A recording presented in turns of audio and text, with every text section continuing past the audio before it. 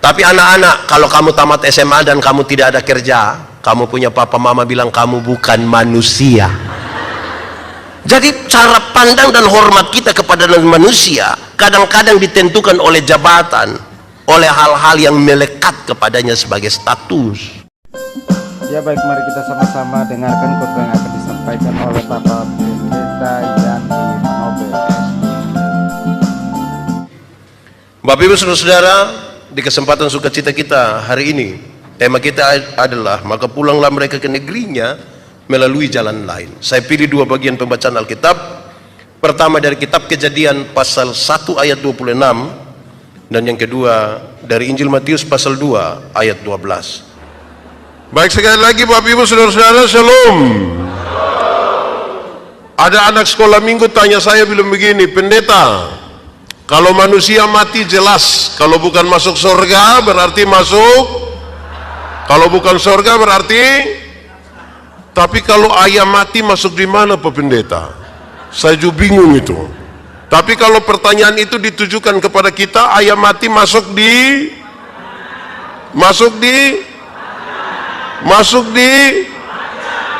tapi kalau dia mati di hutan tetap masuk di wajan juga. Apapun jawaban kita, saudara, jawaban itu memberi pesan bahwa manusia berbeda dengan ayam. Dalam kisah penciptaan, kita menemukan ketika Tuhan ingin menciptakan ayam, dia cukup berfirman langsung jadi ayam. Waktu cipta sapi cukup berfirman jadi. Waktu cipta babi cukup berfirman. Waktu cipta seluruh ciptaan dia cukup berfirman dan jadi. Tapi ketika ingin menciptakan manusia, seolah-olah ada hitung-hitungan, seolah-olah ada pertimbangan. Kenapa? Karena kepada manusia akan diberi kuasa untuk menguasai seluruh ciptaan, maka dia tidak boleh sama dengan ayam, tidak boleh. Setelah timbang-timbang terus Tuhan bilang begini, baiklah sekarang manusia diciptakan. Maka dibedakanlah manusia dengan ayam. Apa itu? Ayam hanya diberi satu kehidupan saja. Berapa kehidupan? Satu. Tapi manusia diberikan 3 kehidupan sekaligus. Apa itu? Satu, manusia diberi tubuh yang hidup. Tubuh yang hidup. Tubuh manusia ini hidup semua. Dari ujung kaki sampai ujung kepala hidup semua. Itu hari, waktu itu berat badan kita hanya 37. Sekarang sudah 73. Kenapa? Karena tubuh kita hidup. Waktu itu kita pakai celana nomor 27 kan tidak ada masalah, karena perut rata saja. Sekarang perut sepertinya ada 3, satu di sini, satu lagi. Kenapa? Karena tubuh kita hidup. Saya baru cukur kumis 2 hari lalu, sekarang dia tumbuh sembarang saja. Kenapa? Karena tubuh kita karena tubuh kita hidup. Yang ibu-ibu, yang nona-nona baru cabut alis mata, diukir dengan rapi sekali. Harapannya dia tidak tumbuh, tapi ternyata dia tumbuh ke tidak? Kenapa dia tumbuh? Karena tubuh kita hidup. Tapi kalau baru begitu, kita belum beda dengan ayam, karena ayam juga bertumbuh. Kedua, ini tidak ada di ayam. Manusia diberikan jiwa yang hidup. Jiwa itu apa? Manusia diberi akal dan perasaan. Perjumpaan antara akal dan perasaan itu membentuk karakter manusia. Ayam itu ada otak tapi tidak pakai otak. Makanya tidak ada sekolah ayam. Yang ada hanya sekolah untuk manusia. Atau di Kutai ada sekolah ayam? Tidak ada. Ayam itu ada hati kok tidak? Ada. Namanya hati ayam. Tapi ayam tidak pakai perasaan. Makanya ayam tidak pernah cemburu. Di sini ada yang biasa cemburu? Ya, karena dia bukan ayam. Sudah 2. Yang ketiga, manusia diberi roh yang hidup. Roh itu apa? Roh itu yang menghubungkan manusia dengan Tuhan Allah. Roh itu yang membuat manusia gelisah kalau dia tidak berdoa. Roh itu yang mendorong manusia mencari Tuhan. Saudara lihat sekarang, punya tubuh yang hidup, jiwa yang hidup, roh yang hidup. Berhenti di situ? Tidak, tambah lagi. Gambar dan rupaku kuberikan kepadamu. Gambar dan rupa artinya apa? Hakikat Tuhan Allah yang kekal dan kudus diberikan kepada manusia, kekal, tidak dibatasi oleh ruang dan waktu, sempurna sekali, kudus sekali. Dalam ciptaan yang bagus ini baru Tuhan bilang begini, manusia, dunia dan segala isinya kuberikan kepadamu, engkau atur. Dunia mau baik tergantung manusia, dunia mau rusak pun tergantung manusia. Tambah satu kalimat, tolong hafal, bahkan setan-setan pun harus tunduk kepada manusia.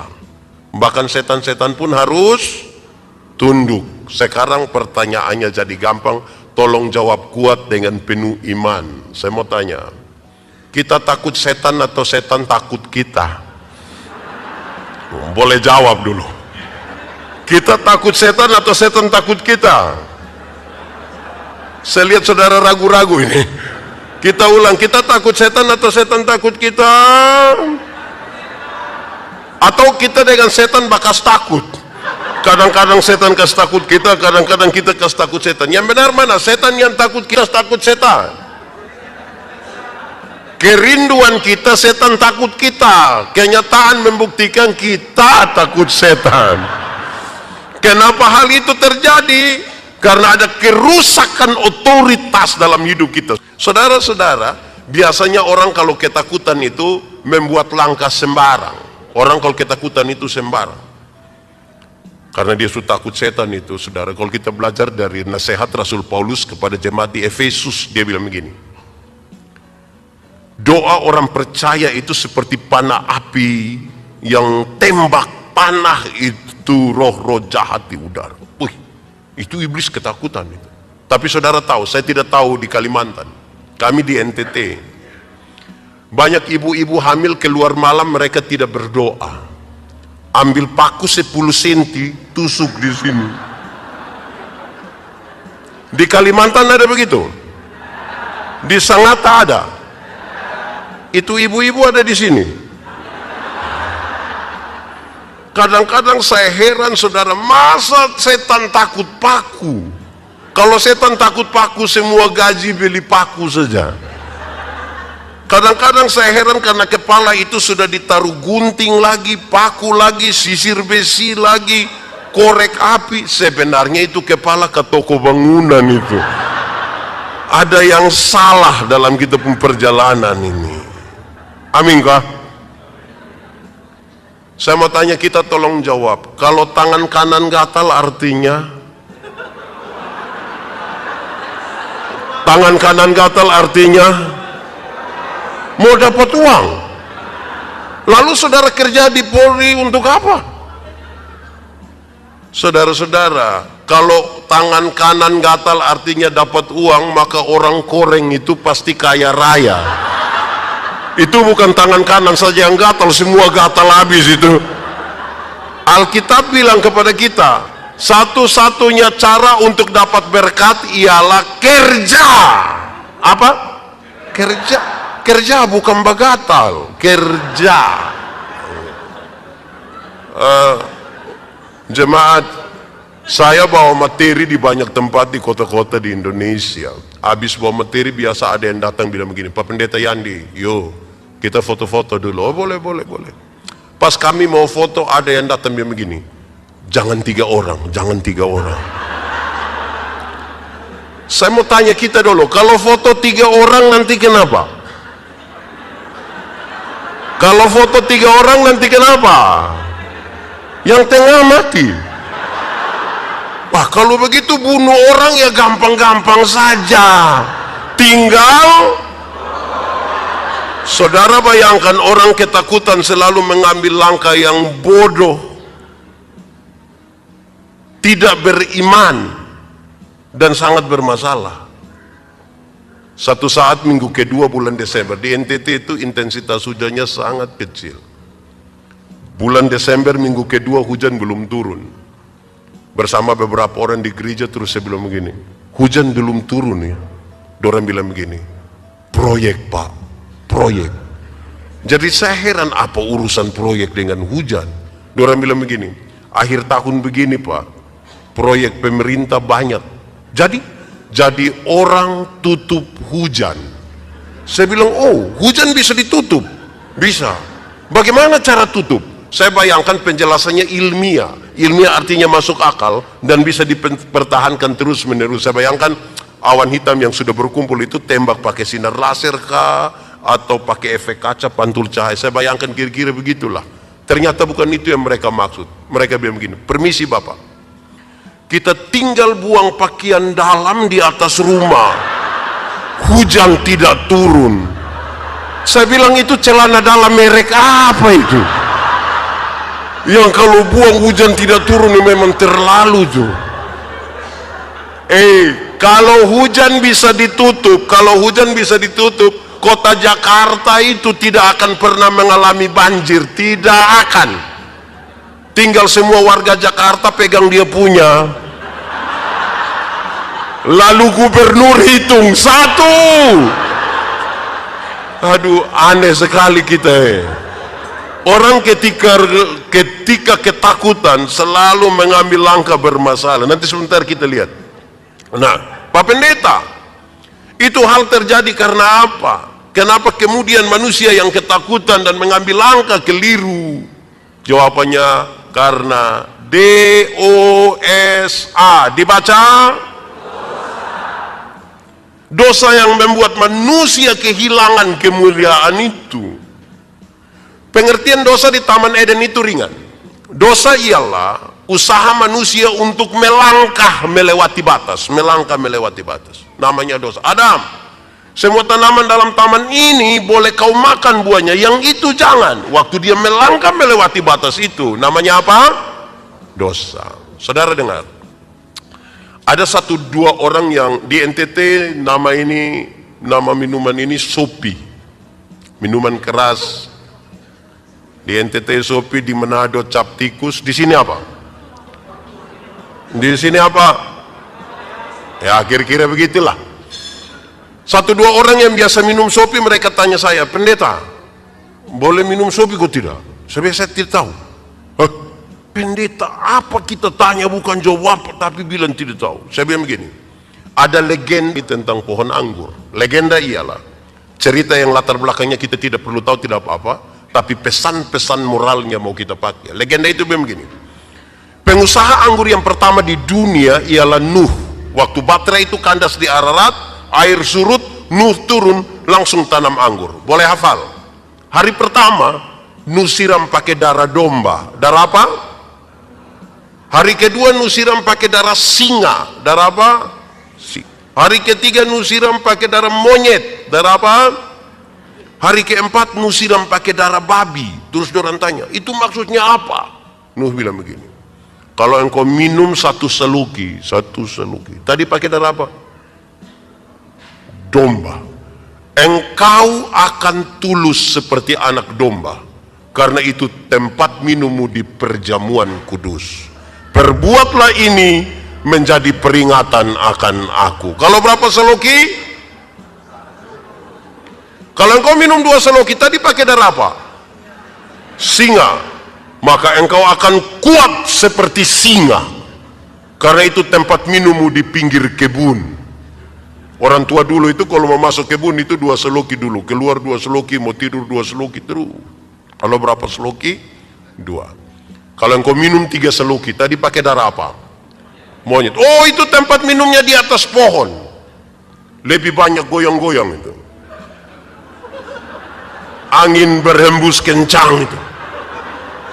Itu belum minum miskin. Kalau 3 seloki itu tiba-tiba dia kaya, ambil tambah. Di 3 seloki itu ceritanya tinggi, suara tinggi, isinya juga tinggi. Dan saudara tahu, ada banyak istri kena pukul di 3 seloki itu. Ada banyak. Saya mau tanya, di sini ada suami-suami yang biasa pukul istri? Saya balik saja pertanyaannya. Ibu-ibu yang biasa kena pukul dari suami, coba angkat tangan.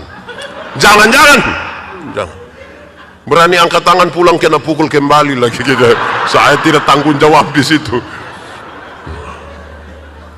Kalau engkau minum 4 seloki, tadi pakai darah apa?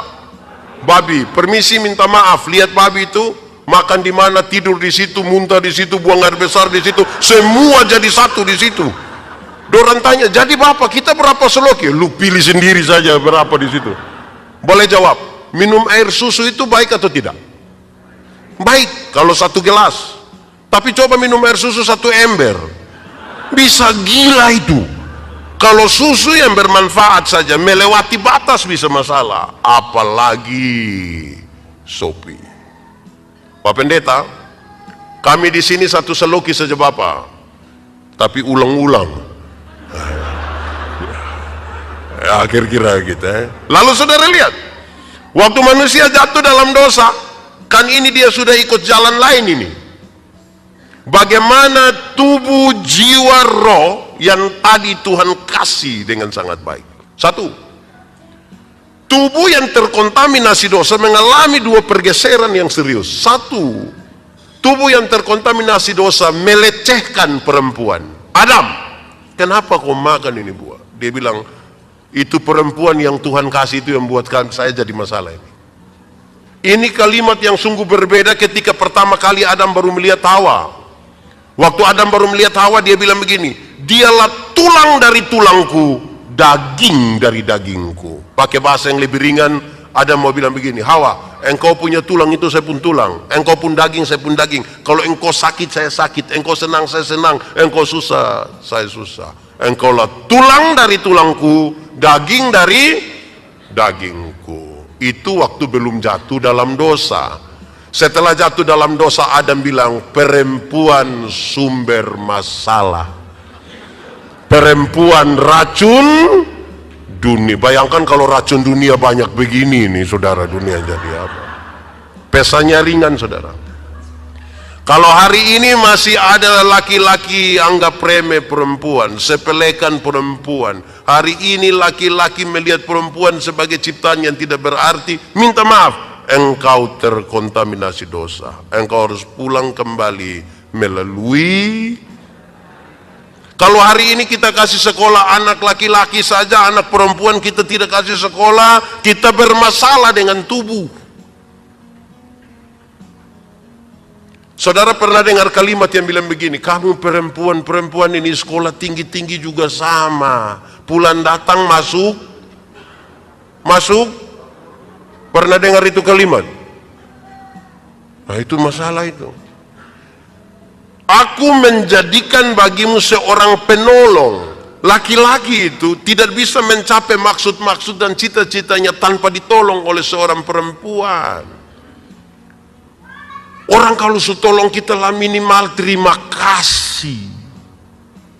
Terima kasih itu baik atau tidak? Baik. Kalau begitu saya mau tanya, siapa punya suami yang pagi-pagi istri buat habis sarapan, suami bilang, mama terima kasih. Ada? Ada? Ada? Saya lihat ibu-ibu melindungi suami ini. Ini suami-suami, ibu buat sarapan mereka tidak terima kasih, tapi istirahat kantor makan di warung, sudah bayar lagi terima kasih lagi. Kadang-kadang janji itu, mbak, yuk sebentar saya datang lagi ya. Wah, ini jadi soal. Nah, saudara lihat, saya melayani kira-kira 5 tahun di satu pulau kecil di bagian selatan Nusa Tenggara Timur. Waktu itu saya belum menikah. Kalau jemaat lewat, saya sementara cuci pakaian di sumur, mereka bilang begini, pendeta, yo, makanya. Saya bilang, makanya apa? Kawin sudah. Saya bilang, kamu punya otak, ini tidak betul ini. Mereka ke rumah pelayan, kalau saya sapu-sapu rumah, mereka bilang, makanya. Saya bilang, makanya apa? Kawin sudah. Saya bilang, kamu punya otak, tidak betul, tidak betul. Pendeta, kenapa setiap kali kami minta Bapak kawin, Bapak bilang kami otak tidak betul? Saya bilang begini, boleh jawab. Saya tanya orang, kalau pakaian kotor, apa yang harus dilakukan? Apa yang harus dilakukan? Cuci, bukan kawin. Memang hanya orang yang otak miring, yang pakaian kotor di sini, dia kawin di situ supaya pakaian itu kan tidak benar, itu tidak benar. Kalau rumah kotor, apa yang harus dilakukan? Sapu, bukan kawin. Sekali lagi, hanya orang yang otaknya tidak beres, yang rumah kotor di sini, bilang saya kawin dulu biar rumah bersih. Bahwa toh kemudian kalau ibu-ibu harus masak, harus cuci, harus timba air, harus sapu, bukan karena mereka pembantu, tapi mereka melakukan itu atas nama cinta. Tepuk tangan kasih ibu-ibu itu. Iya, supaya mereka juga kelihatan ada waktu untuk urus diri. Saya lihat ibu-ibu hari ini kan pergi ke salon semua tuh, datang sini kan bagus-bagus lah, segar-segar begitu. Baik, saudara. Itu pertama, tubuh terkontaminasi dosa melecehkan perempuan. Tapi yang kedua, tubuh yang terkontaminasi dosa mulai memberhalakan bagian-bagian tubuh tertentu. Bagian-bagian tubuh tertentu jadi berhala baru. Maksudnya begini, dulu Adam dan Hawa itu mereka berdua telanjang saja, tapi tidak ada masalah. Adam telanjang ikut situ, Hawa telanjang ikut situ, tidak ada masalah. Hari ini kita punya pakaian bagus-bagus semua, tapi masalah macam banyak sekali. Kenapa? Bagian-bagian tubuh tertentu jadi berhala baru. Saya kasih contoh. Kalau saudara ikut semua iklan kecantikan kulit di televisi, seluruh iklan kecantikan kulit di televisi mengarahkan saya dan saudara untuk ambil kesimpulan seolah-olah kalau orang kulit putih itu lebih baik dari kulit hitam. Warna kulit saja jadi berhala baru. Akhirnya setiap kali yang kulit putih berdiri di depan, yang kulit hitam itu macam gelisah bagaimana ya, dia macam tidak beres dia hidup. Ada lagu dulu bilang, biarlah yang hitam, jangan harapkan, mau pakai okir juga tidak bisa. Saudara pakai pemutih hanya di wajah saja, leher ke bawah gelap lagi, dan saudara akan semakin bermasalah dengan tubuhmu. Warna kulit saja di berhala baru. Coba saudara ikuti seluruh iklan kecantikan rambut di televisi. Seluruh iklan kecantikan rambut di televisi mengarahkan saya dan saudara untuk mengambil kesimpulan seolah-olah kalau orang rambut lurus itu lebih baik dari rambut keriting. Saya protes, saya berkhotbah dalam banyak acara mendorong budaya positif Valentine. Saya bilang begini, di hari kasih sayang ini, yang paling akan menikmati belayan seorang suami adalah mereka yang rambut keriting, bukan yang rambut lurus. Ya bisa begitu pendeta? Iya, yang rambut lurus itu kalau kita belai mungkin karena lurus jadi licin lah. Yang lurus kalau kita belai pasti bilang sayang, itu tidak dapat itu. Masa sayang, tidak ada kesan itu, tidak ada. Yang keriting itu kalau dibelai menarik. Yang keriting kalau dibelai itu pasti gini, sayang, lebih dapat. Jadi saudara jangan gelisah hanya karena rambut keriting. Amin kan? Hari ini saudara, bahkan berat badan saja menjadi berhala baru. Berat badan ini, seolah-olah seorang perempuan cantik harus tinggi 170, berat badan 48 kg, jadi proporsional sekali. Akhirnya banyak ibu-ibu tidak makan malam, mereka hanya telan ludah malam. Asam lambung naik baru mereka berdoa dalam nama Yesus, tidak akan sembuh, tidak akan.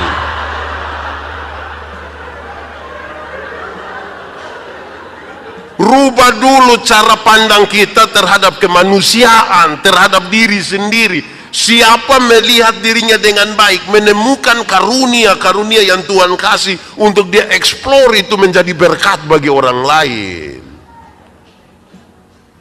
Saudara, kerusakan kemanusiaan oleh karena tubuh yang terkontaminasi dosa seringkali terjadi di rumah. Seringkali terjadi di rumah.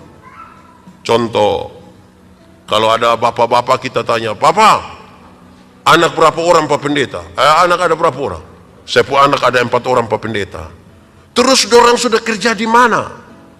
Beliau bilang, "Pak Pendeta, puji Tuhan, Tuhan kasih anak 4 orang, yang 3 sudah jadi manusia.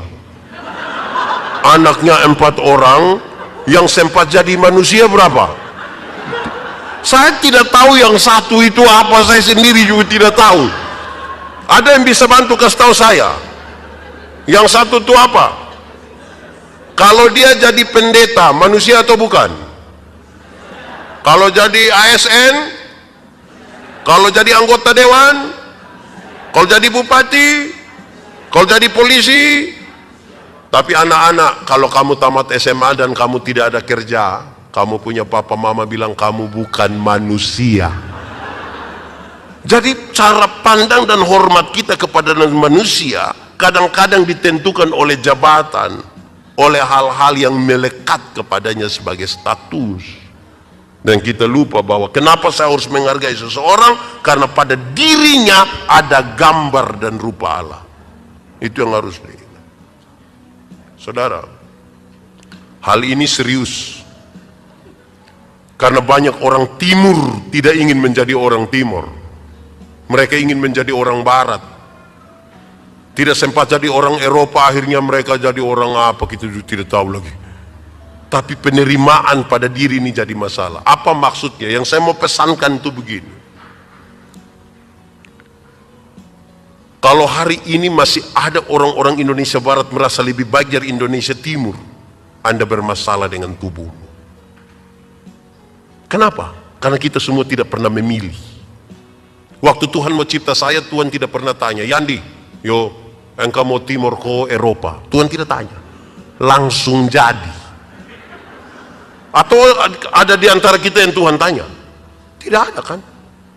Mengelola sebuah kebersamaan dalam tubuh yang sehat, kita harus kelola kebersamaan seperti hari ini. Kan kita berbeda-beda kan? Harus kita kelola dia seperti makan kolak. Tahu kolak? Tahu kolak atau tidak? Pernah makan kolak? Kolak terdiri dari apa ibu-ibu? Pisang, ubi, santan, gula. Sudah jadi namanya. Setelah jadi kolak kita makan pisang, masih rasa pisang ke tidak? Masih. Tapi ada cita rasa baru yang ditambahkan sebagai bagian dari sebuah kebersamaan. Tidak ada upaya untuk saling menghilangkan satu dengan yang lain. Kita bisa berkumpul bersama-sama. Pisang, ubi, santan itu bisa kumpul sama-sama di panci ke apa kah? Atau siapa di antara kita yang dia mau makan kolak, dia makan ubinya di sana, pindah makan pisang lagi di sana, pindah lagi minum santan di sana, baru terakhir dia duduk di atas kompor di sini. Kan tidak begitu. Semua bisa bergabung di satu tempat yang sama. Jangan kelola kita punya kebersamaan seperti minum kopi. Tahu kopi? Pernah minum kopi?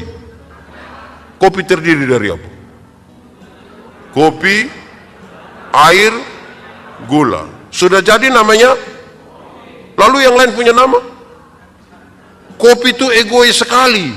Kita semua tapi nama mesti dia. Kita semua tapi nama mesti dia. Terlalu bikin diri intilah. Tidak bisa. Kelola itu semua orang menjadi penting. Itu bagian pertama. Bagian kedua, jiwa.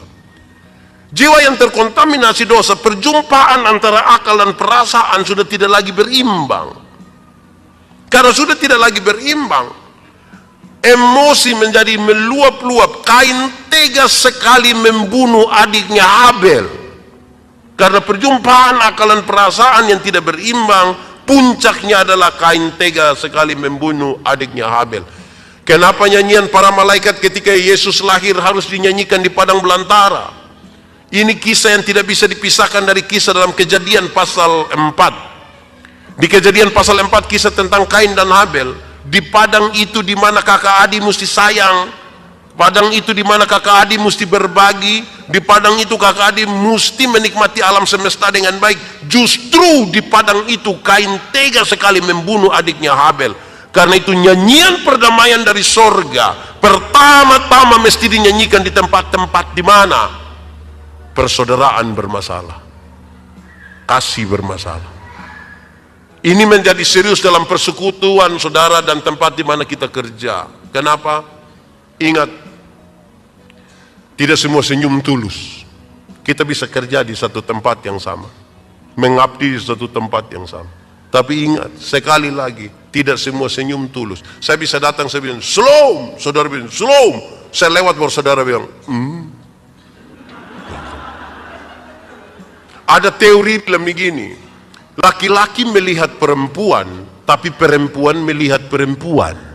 Laki-laki melihat perempuan, tapi perempuan melihat perempuan. Kami laki-laki, bapak-bapak, suami-suami, kalau kami duduk sama-sama begini, tiba-tiba ada seorang perempuan cantik lewat, itu serempak kami punya kepala akan begini.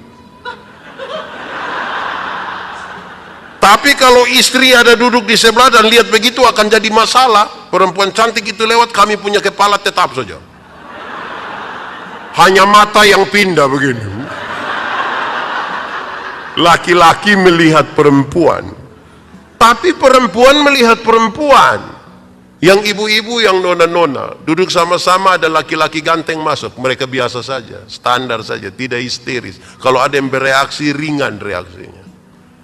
Tapi jangan coba-coba yang masuk itu ibu-ibu. Tas agak besar, rok agak pendek, sepatu agak tinggi. Coba saudara lihat ibu-ibu punya siku dan bibir. Itu ibu pas masuk, dia pakai siku, korek teman di sebelah, dia korek begini.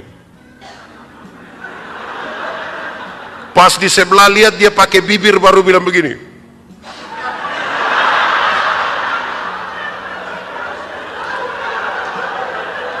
Kadang-kadang 3, 1, 2.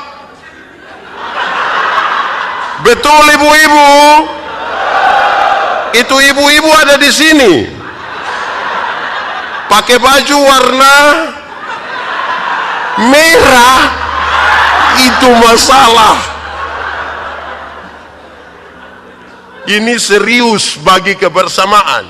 Saudara tahu, orang yang jiwanya bermasalah itu sedikit-sedikit tersinggung, sedikit-sedikit tersinggung, sedikit-sedikit tersinggung. Tersinggung kok sedikit-sedikit. Orang baru lihat dia kau lihat apa? Makanya kalau dia tersinggung di orang banyak, orang NTT suka bilang begini, "Shh."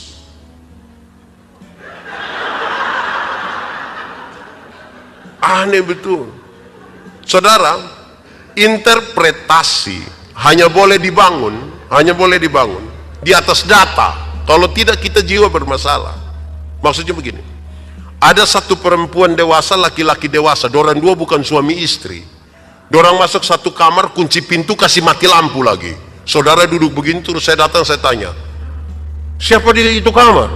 Saudara bilang, Pak ini dan ibu itu. Bagus. Pertanyaan kedua, dorang dua ada buat apa di situ?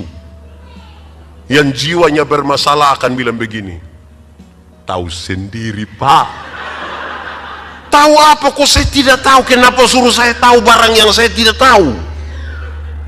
Harusnya kalau saya tanya, mereka dua ada buat apa di situ? Cukup bilang, minta maaf pendeta, saya tidak tahu. Tapi kalau bilang, tahu sendiri Pak, itu positif atau negatif? Makanya kalau mau tambah yang positif. Dorang dua ada buat apa di situ? Minta maaf Pak pendeta, saya tidak tahu. Kemungkinan besar dorang dua ada berdoa Bapak. Kok saudara tidak yakin mereka berdua berdoa? Ini bahaya ini. Orang yang jiwanya bermasalah, itu orang lain yang beli motor, dia yang tidak tidur di rumah. Kamu cek dulu. Cek apa? Tidak tahu dia kredit tak cash. Orang punya urusan, kenapa kita yang suka kepo-kepo deh orang itu? Di sini ada kak? Ibu-ibu, ada yang tinggal di asrama? Ada kok? Kita tinggal di asrama tuh dekat-dekat. Kalau jiwa kita bermasalah, yang di sebelah itu kalau tumis sayur saja, minyak panas ditaruh bawang kan minyak. Yang sebelah tidak mau kalah, dia bilang kasih panas minyak, kasih panas. Anak-anak kasih panas baru bilang, mama bawang tidak ada. Sudah lu percik-percik air juga tidak apa-apa, yang penting nih. Wih, hidup kalau begini nih kita, wih, berat itu. Berat itu. Saudara dengar. Ini, pulanglah mereka ke negerinya melalui jalan lain. Itu kalimat terakhir. Ketika Majus mencari Yesus, mereka singgah di Herodes bertanya. Herodes seorang politisi yang dia bukan dari daerah itu, tapi kemudian dengan luar biasa dia menjadi pimpinan di situ. Ketika dengar ada seorang raja baru lahir, dia sangat terganggu. Maka kemudian dia bilang kepada Majus, kalau kamu menemukan raja baru itu, tolong bilang kepada saya supaya saya datang menyembahnya. Setelah diperingatkan dalam mimpi, mereka tidak boleh kembali melalui jalan itu, karena jalan Herodes itu jalan penuh rencana jahat, penuh tipu-tipu di situ.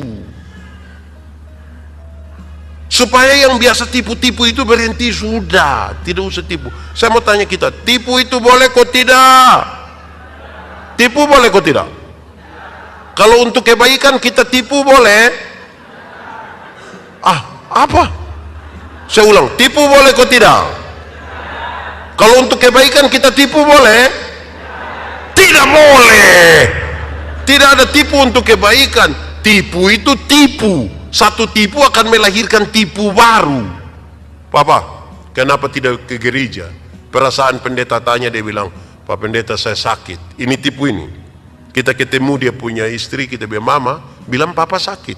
Karena ibu tidak tahu, ibu bilang tidak.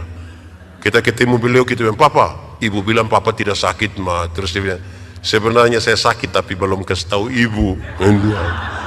Kita ikuti lagi. Alkitab bilang, bapa dari segala penipu ialah iblis. Pada waktu kita tipu, kita punya papa punya nama iblis. Ada satu anak kecil, umur 1,5 tahun, baru belajar bicara. Dia punya bapak kepala desa. Ini anak ini setiap kali dia mau kencing, dia minta dia pun bapak yang kasih kencing. Tapi kan dia punya bapak rasa, ya saya pejabat di kampung ini, anak kecil suruh saya kasih kencing lagi bagaimana. Akhirnya dia ajar dia pun anak, dia bilang, nak, kalau nak mau kencing, bilang saja kalau anak mau menyanyi. Nah ini jurus berhasil ini. Setiap kali papanya duduk sama staf di situ, ini anak mau kencing, dia datang dan bilang, papa, Adi mau menyanyi. Dia pun bapak sengaja putar-putar, keluar kasih kencing itu anak, selesai. Satu saat papa mamanya berangkat ke Jakarta, titip ini anak di dia punya om dorang. Malam-malam ini anak mau kencing, dia kasih bangun dia pun om, yo, Adi mau menyanyi. Dia pun om karena tidak tahu, dia pun bilang jangan ini sudah tengah malam ini, jangan. Ini anak rasa tidak bisa, om, yo, Adi mau menyanyi. Dia pun tidur, nanti bayi di sebelah marah itu tidur. Wah ini anak sudah tidak bisa lah, dia bilang om, ya Adi sudah tidak bisa. Adi harus menyanyi sudah. Dia punya om sudah kesian toh, dia pun ambil sudah. Kalau begitu Adi menyanyi pelan-pelan di om punya telinga saja.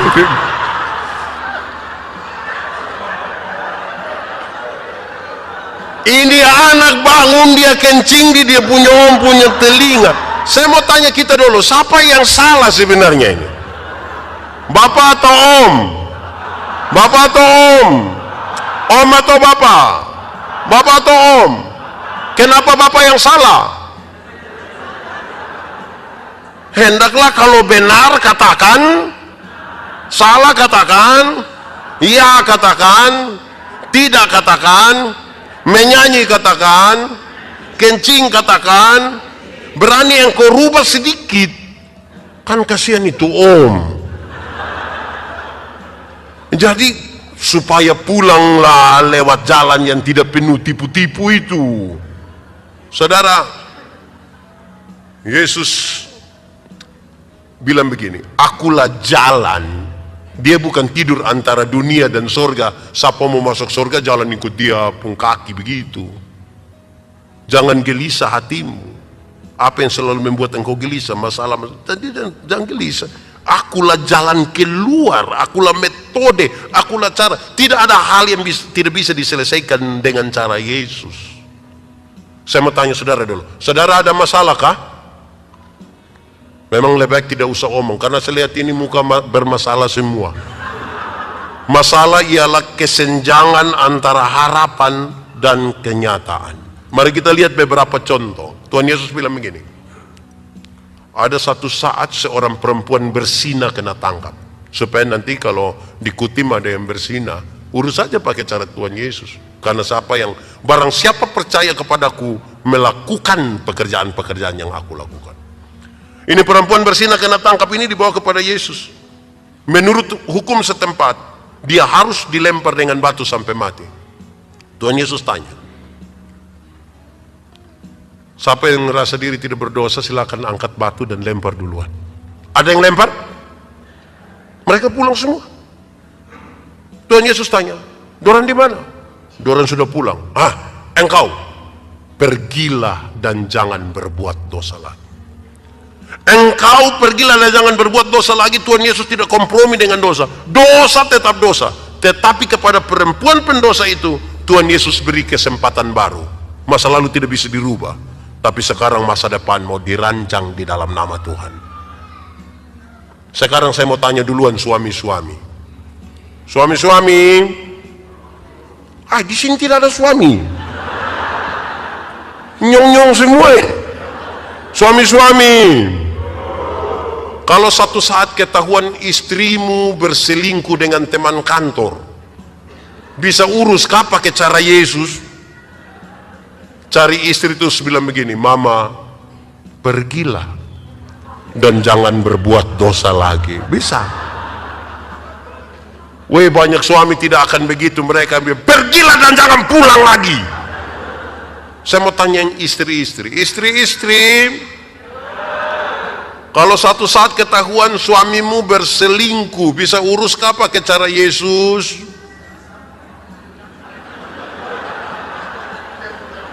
Coba cari papa terus bilang begini, papa pergilah dan jangan berbuat dosa lagi. Pasti papa bilang begini, puji Tuhan.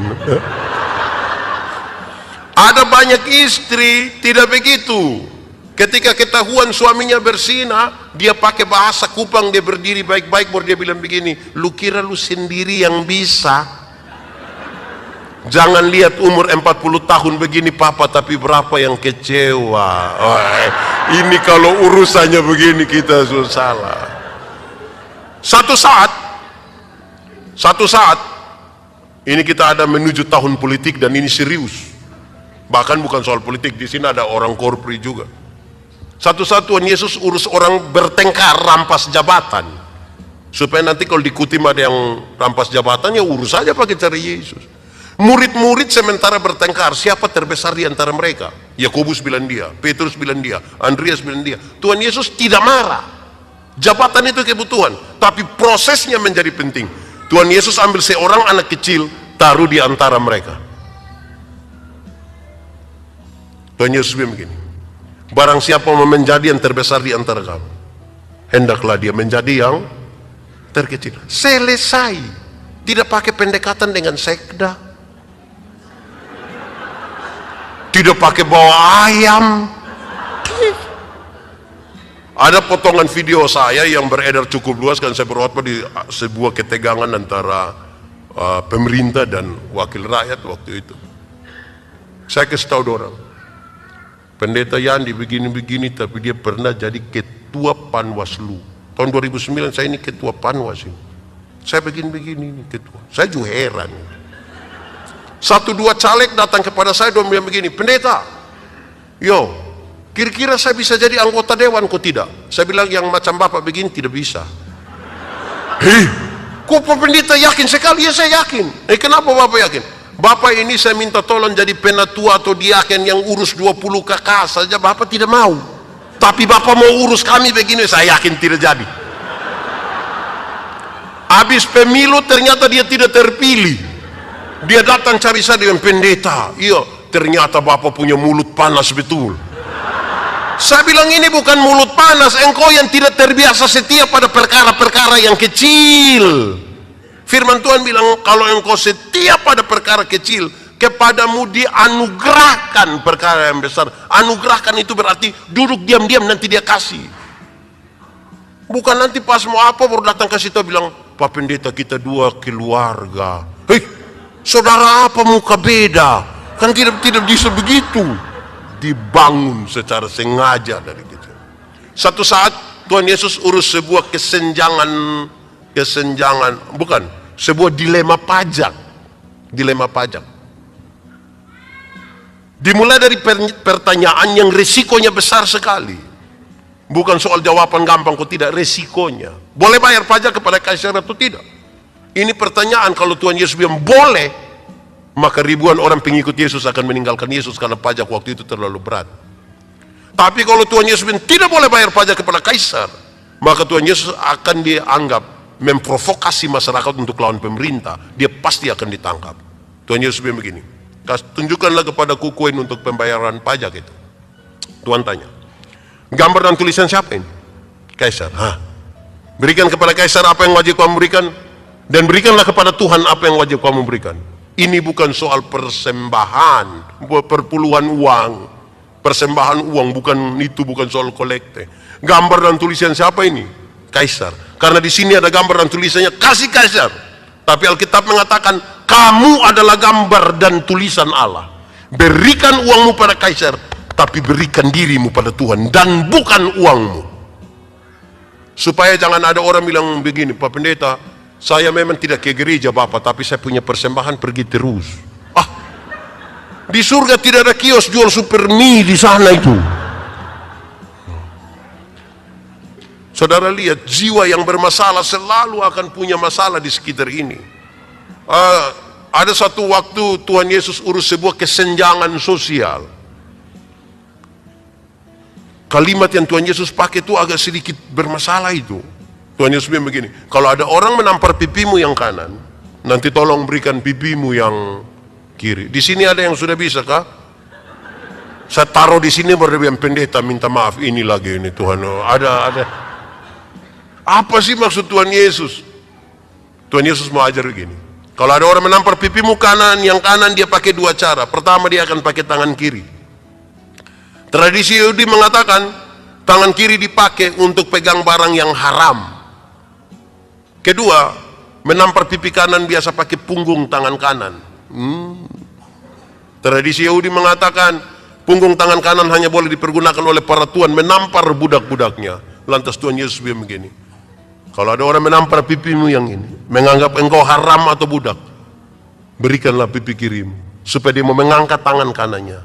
Di situ dia tahu bahwa di hadapan Tuhan kita sama. Di hadapan Tuhan kita sama. Ada status sosial yang berbeda, silakan, tapi kita sama-sama gambar dan rupa Allah. Ketiga, roh. Saya tambah barang 10 menit boleh kah? Ya itu biar terpaksa juga pasti saudara iya saja. Saudara, roh yang terkontaminasi dosa, hari itu memutuskan hubungan dengan Tuhan Allah. Tuhan bertanya, Adam, kamu di mana? Tuhan tanya begitu, bukan karena Tuhan tidak tahu Adam sembunyi di mana. Tuhan tahu ke tidak? Nah sudah tahu kenapa Tuhan tanya lagi? Tahu ke tidak? Lalu kenapa tanya? Ini pertanyaan mengirim pesan, bukan sebuah pertanggungjawaban semata. Adam, kenapa kamu putuskan hubungan dengan saya? Adam, kamu di mana? Kamu di mana? Untung Adam tidak bilang, kamu nanya. Saya rasa itu dia repot itu. Adam, kamu di mana? Kami di sini Tuhan. Kamu buat apa? Kami sembunyi. Kenapa kamu sembunyi? Kami telanjang Tuhan. Kenapa kamu telanjang? Kami makan ini buah. Siapa yang suruh kamu makan ini buah? Dorang dua baku tunjuk Tuhan bilang, sini. Waktu Tuhan panggil datang, Tuhan kasih pakaian buat mereka. Kalau Tuhan yang buat pakaian, pakaian itu bagus ke tidak?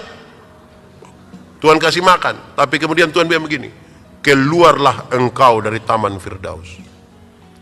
Tinggal di luar Firdaus tetap ada makanan, tetap ada pakaian. Tapi tinggal di luar Firdaus berarti mereka tinggal di luar dari inti kehidupan.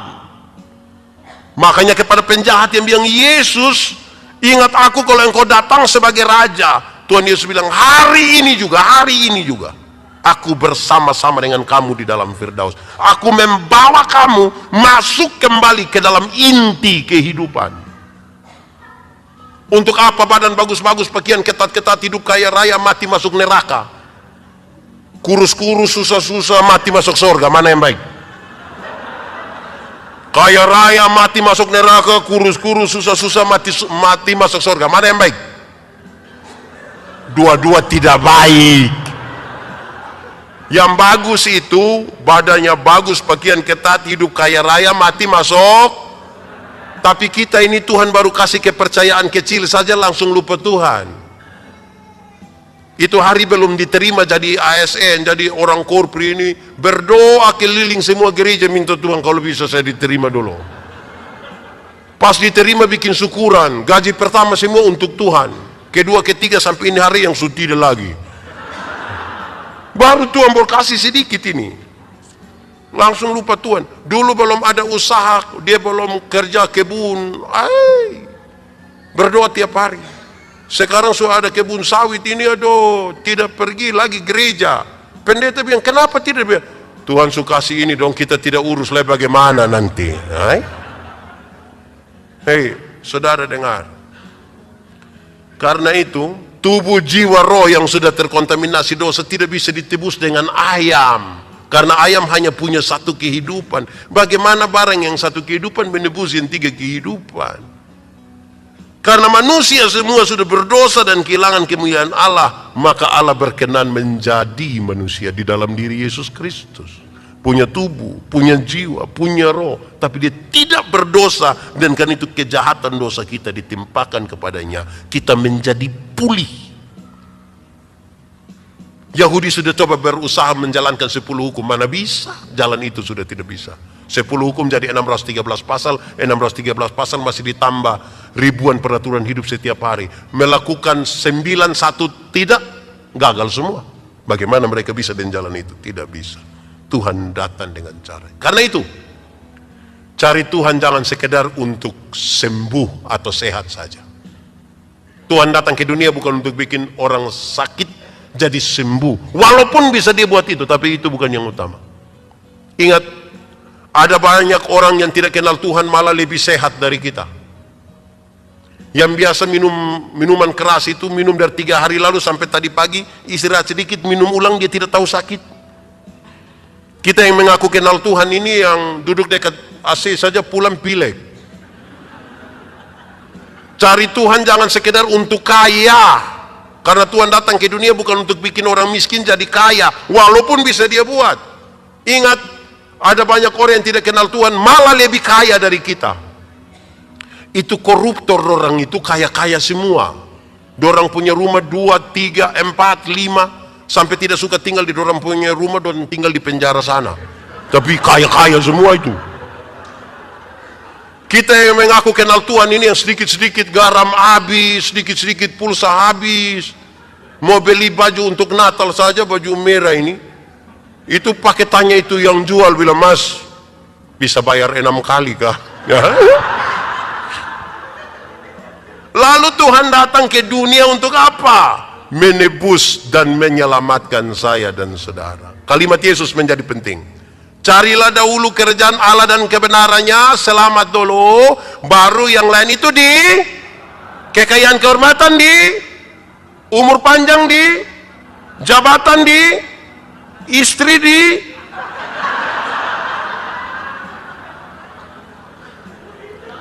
Jangan cari duluan barang yang ditambahkan. Habis waktu tidak pernah ada dengan Tuhan, tapi rindu nanti semua akan indah pada akhirnya. Tidak bisa. Saya akhiri. Saudara, beredar di grup-grup WA bilang begini. Kalau kita cari yang duniawi saja di grup, saya kira saudara tahu, saya ulang saja mengakhiri khotbah ini. Saudara, ibu-ibu kalau umur 50 tahun, cantik atau tidak cantik sudah tidak penting lagi. Karena sudah tidak bisa lagi disembunyikan di balik lipstik dan bedak, sudah tidak bisa lagi. Umur 20-30 itu yang kita rasa kita punya pipi ini kinclong gini. 50 melele ini.